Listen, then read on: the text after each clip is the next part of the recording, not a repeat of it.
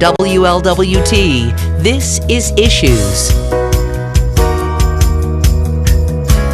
Hello, welcome to Issues. I'm Jan Michelle Lemon-Kearney of Sesh Communications and the Cincinnati Herald. We have so much to talk about today. A little later, we're going to talk about a subject that I know everybody needs. It's budgeting, building wealth. I mean, it's just going to be great. Al Riddick is here to talk about that to Michael Bobo.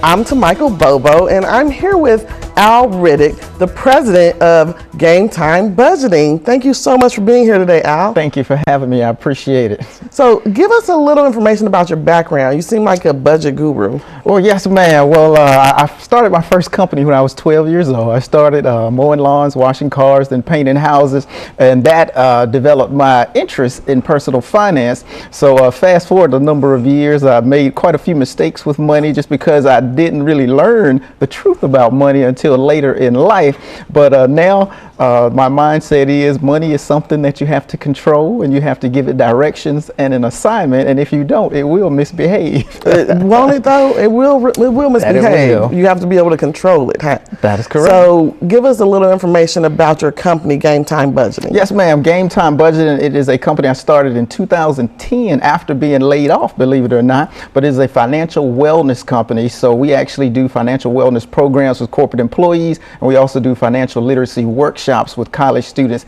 and teenagers. All of our programming is designed to help people better understand their relationship with money, and then give them very simple strategies and techniques to incorporate new behaviors that produce positive results. So what are some of the techniques that you all teach within your literacy workshops? One of the first things that we teach in all of our workshops is getting people to understand their truth about money. Some of us have been taught incorrect things about money. Just as a quick example, some of us are taught that you have to have a credit card in case of an emergency. I believe you need to have cash in case of an emergency. Okay. A credit card, for an example, it can shift an emergency into a catastrophe if you don't have any money to pay that bill. We also talk a lot about helping people understand the proper mindset that they need to have with money. Again, you do have to shift the way that you think about money, as well as you have to learn how to dictate behaviors and outcomes that your decisions produce. So this led you to write a book, correct? Yes, ma'am. My newest book is titled The Uncommon Millionaire. Financial Success Begins with Behavior. I do a lot of financial wellness speaking and speaking engagements in general, and quite a few years ago, individuals will come up to me and say, well, where can I buy your book? And I was like, what book? You know, so you're like, I haven't written it. Exactly. So that prompted me to start writing, you know, a lot of the things that I've been through in life with money and my relationship with money. So I just launched the Uncommon Millionaire a few months ago, and I'm very excited about it. Okay, what will people get from your book? The main thing that I think most people will get from it is to understand how simple it is to manage money. In today's society, I think that we sometimes think that proper money management is something that's out of reach, so to speak, but it's really all about very simple behaviors. For example, let's say someone makes, I don't know, let's say they bring home $3,000 a month, and I'm just throwing out a figure. You have to manage your household so that your spending does not exceed that $3,000 a month. That I refer to as learning how to live first within your means. Then you have to learn how to live below your means, so that with that additional cash flow, you can have an emergency fund. You can start to save for retirement, and you can focus on wealth building. So at the end of the day, and this is just not my opinion, a lot of individuals have told me that it's an easy read, it's a quick read, and I made learning about money fun, which of course is always nice. Which is not fun, really. When you're in, you know, dealing with budgets and dealing with debt, it's kind of stressful. That it can be, and a financial stress, it really is taking a toll on people in today's society.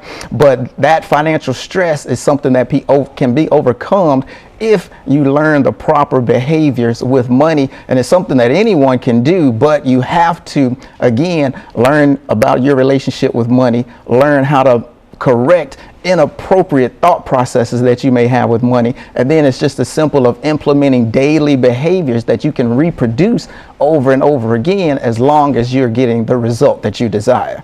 So when people get your book and they go through it, this is something that they can come out and not any longer have debt. correct? That is something that I do talk about in my book. There was a time in my life where my wife and I were $150,000 in debt. Now, I don't know about you, but that's a big number. You know? But again, that's a house payment. Exactly. We put steps in place to better dictate what we were doing with our finances. And in my book, I do talk about how you eliminate debt and how my wife and I, we sit down together every month and we plan how to become broke on purpose and not by accident. And by that, I mean, we have to give every dollar flowing through our household purpose and an assignment and direction. So, and how long have you been debt-free? I have been living debt-free since age 33, and that includes no student loans, no car payments, no auto loans, no mortgage payments, things of that nature. And I just turned 42. So almost 10 years, or 9 to be exact, of debt-free living. So now that I've been living debt-free, and of course I know what it's like to be in debt, I don't ever want to go back to living in debt. So when you all went through that process, how long did it take you and your wife from beginning to the end? Like, when did you start the plan and how many years did it take? Okay, it actually took us about 3 years to pay off all our debt. And some people say that's a short amount of time. Some people say it was a lengthy amount of time. But it was really all about focusing on what our goals were and putting plans in place to hit those goals. And again, what we've done, everyone else can do it, but you have to want it. You have to want it as much as you want that next breath you're about to take. But you can do it. People just have to claim their power. Yes. And then exercise their power. That's good. Now, how can people contact you? Okay, if people want to reach out, people can visit GameTimeBudgeting.com. If people are interested in purchasing copies of my book, it is available via Amazon, paperback, and in Kindle form. It's also on Barnes & Noble as well, and their digital version is Nook, and it's also available on Goodreads also. Okay, and the phone number to reach you at is 513-706-0450. Okay, and give us the number one more time. Again, that number is 513-706-0450. Thank you so much for the information. I believe that I will be buying this book to get debt free.